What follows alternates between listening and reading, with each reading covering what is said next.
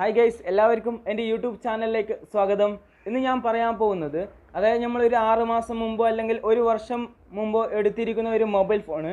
അപ്പം എടുക്കുന്ന സമയത്ത് നമ്മൾ കോൾ ചെയ്യുന്ന ആ ഒരു സ്പീക്കർ, അതുപോലെ വീഡിയോ നോക്കുന്ന സമയത്തുള്ള ഒരു സ്പീക്കറിൻ്റെ സൗണ്ട് ക്ലാരിറ്റി ഇപ്പോൾ നമുക്ക് കിട്ടുന്നില്ല എന്നുണ്ടെങ്കിൽ, അതായത് ശബ്ദം വളരെ കുറവായി കേൾക്കുന്നു എന്നുള്ള ഒരു പരാതി ഉണ്ടെങ്കിൽ തീർച്ചയായും നിങ്ങൾ ഈ വീഡിയോ മുഴുവനായും കാണുവാൻ ശ്രമിക്കുക. എങ്ങനെയാണ് അതിനുള്ള ഒരു പരിഹാരം എന്നതാണ് ഇന്നത്തെ ഈ വീഡിയോയിലൂടെ ഞാൻ നിങ്ങൾക്ക് മുന്നിൽ ഷെയർ ചെയ്യുവാൻ പോകുന്നത്. തീർച്ചയായും നിങ്ങൾക്കിത് ഉപകാരപ്പെടും എന്ന് ഞാൻ വിശ്വസിക്കുന്നു. ഓക്കെ, നമുക്ക് വീഡിയോയിലേക്ക് കടക്കാം. അതിനു മുമ്പ് എൻ്റെ ഈ ചാനൽ നിങ്ങൾ ആദ്യമായിട്ടാണ് കാണുന്നതെങ്കിൽ എൻ്റെ ചാനൽ നിങ്ങളൊന്ന് സബ്സ്ക്രൈബ് ചെയ്യുക. അതുപോലെ തൊട്ടടുത്തുള്ള കുഞ്ഞു ബെല്ലൈക്കൻ കൂടി ഒന്ന് എനേബിൾ ചെയ്ത് കൊടുക്കുക. അതുപോലെ ഓൾ എന്നൊരു ഓപ്ഷൻ കൂടി പ്രസ് ചെയ്യുക. എങ്കിൽ മാത്രമേ ഞാനിടുന്ന വീഡിയോസുകൾ നിങ്ങൾക്ക് നോട്ടിഫിക്കേഷനായി ലഭിക്കുകയുള്ളൂ.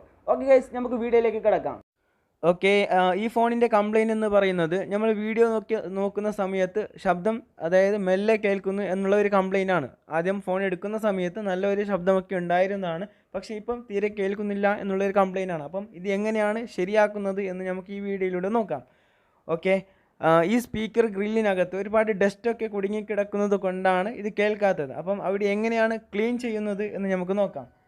ഓക്കെ, ഇങ്ങനെ ക്ലീൻ ചെയ്യാൻ വേണ്ടിയിട്ട് നമുക്ക് വേണ്ടത് ഇങ്ങനെയുള്ള ഒരു ഗം ടേപ്പാണ്. അപ്പോൾ ഈ ഗം ടേപ്പ് ഉപയോഗിച്ചുകൊണ്ടാണ് നമുക്ക് അവിടെ ക്ലീൻ ചെയ്യുന്നത്.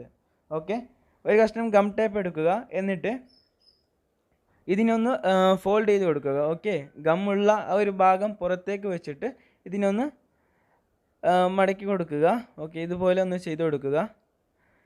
എന്നിട്ട് ആ ഒരു സ്പീക്കർ ഗ്രില്ലിൻ്റെ ആ ഹോൾസിനകത്തേക്ക് തിരിച്ചു കൊടുക്കുക. ഓക്കെ, അങ്ങനെ ചെയ്യുമ്പം ഇതായി കണ്ടില്ലേ, അതായത് അതിനകത്തുണ്ടായിരുന്ന ഒരു ഡസ്റ്റാണ്. ആ ഡസ്റ്റൊക്കെ ഈ ഗമ്മിൻ്റെ ആ ഒരു പശയിൽ ഒട്ടിപ്പിടിച്ചിരിക്കുകയാണ്. ഓക്കെ, അപ്പോൾ അതിനെടുത്തിട്ട് നമ്മൾ രണ്ടാമത്തെ ആ ഒരു ഹോൾസിനകത്തേക്ക് ഇട്ട് കൊടുക്കുക. ഓക്കെ, ഇങ്ങനെ ഓരോ ഹോൾസിനകത്തേക്കും ഇട്ട് കൊടുക്കുക. അങ്ങനെ ചെയ്താൽ ഇതിനകത്തുള്ള ആ ഒരു ഡസ്റ്റൊക്കെയും പുറത്തേക്ക് വരുന്നതായിരിക്കും. അപ്പം ഇങ്ങനെ ചെയ്താൽ തീർച്ചയായും കണ്ടോ, ഇത് ആ ഒരു ഹോൾസിനകത്ത് ഉണ്ടായിരുന്ന ഒരു ഡസ്റ്റാണ്. ഓക്കെ, അപ്പം ഇതുപോലെ ചെയ്താൽ തീർച്ചയായും നിങ്ങൾക്ക് മുമ്പ് എങ്ങനെയാണോ സൗണ്ട് ക്ലാരിറ്റി ഉണ്ടായിരുന്നത്, അതായത് സൗണ്ടിൻ്റെ ആ ഒരു വോളിയം എങ്ങനെയാണ് ഉണ്ടായിരുന്നത്, സെയിം സൗണ്ട് നിങ്ങൾക്ക് കിട്ടുന്നതായിരിക്കും ഇതുപോലെ ചെയ്താൽ. ഓക്കെ, അതുപോലെ നമ്മൾ കോൾ ചെയ്ത് സംസാരിക്കുന്ന സമയത്ത് മറ്റുള്ളവർ പറയുന്നത് നമുക്ക് വളരെ വ്യക്തമായിട്ട്, അതായത് ക്ലിയറായി കേൾക്കുന്നില്ല എന്നുണ്ടെങ്കിൽ, അപ്പം ഇവിടെയുള്ള ഈ സ്പീക്കറിൻ്റെ ആ ഒരു ഭാഗം നമുക്ക് ക്ലീൻ ചെയ്ത് കൊടുക്കണം. അതിനായിട്ട് നമുക്ക് ഇതുപോലുള്ള ഒരു ബ്രഷാണ് ആവശ്യമുള്ളത്. ഈ ബ്രഷ് ഉപയോഗിച്ച് കൊണ്ടാണ് അവിടെ ക്ലീൻ ചെയ്യുന്നത്. ഓക്കെ, ക്ലീൻ എങ്ങനെ ചെയ്യുന്നു എന്ന് നമുക്ക് നോക്കാം. ഓക്കെ, നോക്കുക, ഇതുപോലെ അവിടെ ഒന്ന് ക്ലീൻ ചെയ്ത് കൊടുക്കുക. അങ്ങനെ ക്ലീൻ ചെയ്യുന്ന സമയത്ത് കണ്ടോ, അതായത് അതിനകത്തുണ്ടായിരുന്ന ആ ഒരു എന്ത് പറയുക, പൊടികളാണ് ഇപ്പം ഇങ്ങനെ പുറത്തേക്ക് വരുന്നത്.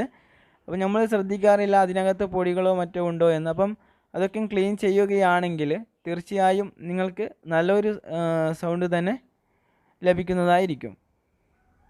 അതായത് മുമ്പ് എങ്ങനെയാണോ ശബ്ദം ഉണ്ടായിരുന്നത്, സെയിം ശബ്ദം നിങ്ങൾക്ക് ലഭിക്കുന്നതായിരിക്കും.